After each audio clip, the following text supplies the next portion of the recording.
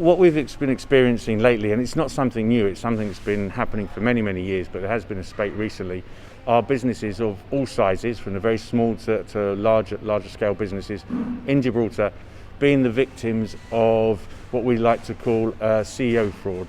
That's basically where somebody within the company is being imitated.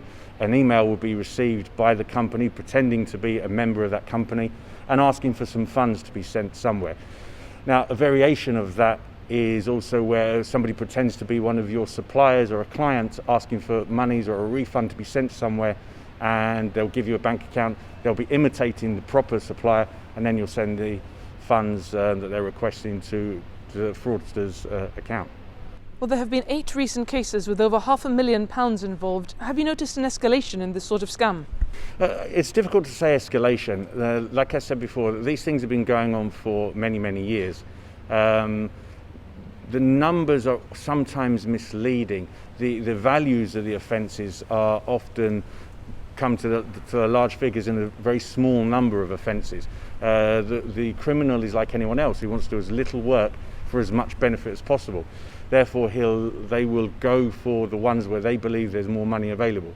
So though there may be 8, 9, however many offences, it's the large-scale ones that the fraudster will put most of his efforts into. So to say there's an escalation, like I said, it's been going on for many, many years. There have been a number recently, and we always like to try and let businesses know that they are potential victims, whatever their size. Well, much like the internet, I imagine cyber scams are always adapting and evolving. So have you noticed any change or increased sophistication in the techniques being used?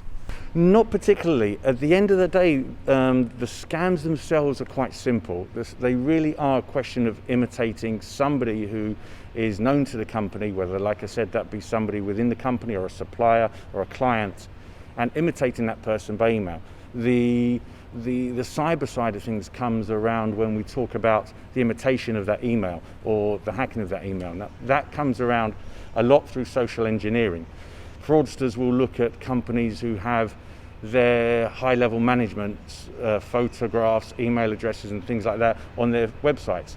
That way they can get that person's name, they can get that person's email, and then pretend to be that person. Once that's happened, then the technology side of things sort of moves away, and we're talking about quite a simple fraud, just pretending to be somebody you're not.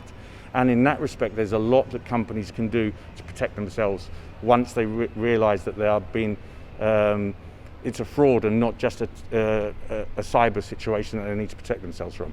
What are the major warning signs that businesses should look out for, and how should they ward against this sort of scam? There is one factor that comes across in many, many of these frauds, and it reoccurs on a regular basis, and that is the change of an account number. It is the biggest red flag that I think all businesses need to be aware of. You'll have situations where somebody will be, like I said, pretending to be somebody from that company or a supplier or a client, and then that person will ask for funds to be sent. And you may have sent funds to these people in the past. What will often happen, and the biggest red flag, is when that account changes. When that account number changes, companies need to be aware that that is when you need to put protocols in place to protect yourself from the losses. Because once you suffer these losses, and invariably in virtually all the cases the funds go out of Gibraltar, out of jurisdiction, they can become very hard to recover. One of the most important areas of this scam to protect yourself would be to have some human contact. We consider these to be cyber crimes because of the nature they're committed, but the prevention really is a human touch. If you do get an email or any kind of contact of that nature, pretending to, or believing to be from somebody, call that person back. Know your customer, know your supplier. You should have phone numbers for these people and have the human touch to phone them back to confirm that these emails did actually come from them. That pretty much is usually enough to prevent yourself becoming a victim of fraud. What should people do if the scammers get past the first hurdle of security or even succeed? What recourses do they have if they have been successfully scammed? Most important thing to do is contact their bank immediately. That's the number one priority. They may be able to put a recall on the transfer, not always, but that's your first position. Second position is contact the RGP as soon as you can, and the sooner the better. If it takes too long, the situation can be that those funds can be removed from a bank account on the other side of the world in cash, often by somebody using a fraudulent identity, and we may never be able to find out who the real person opening that bank account on the other side of the world was. So it's all about speed and about time. They need to contact the bank first, us second, and do it as quickly as possible. What resources are available for people and businesses who'd like to educate themselves further on this area of security? There are a number of really good websites. I can mention you a couple from the UK. One is called Action Fraud, which is a government website it's a reporting portal for fraud in the UK, but it gives great advice on these kind of issues. The National Cybersecurity Council in the UK also have a very good website to help businesses.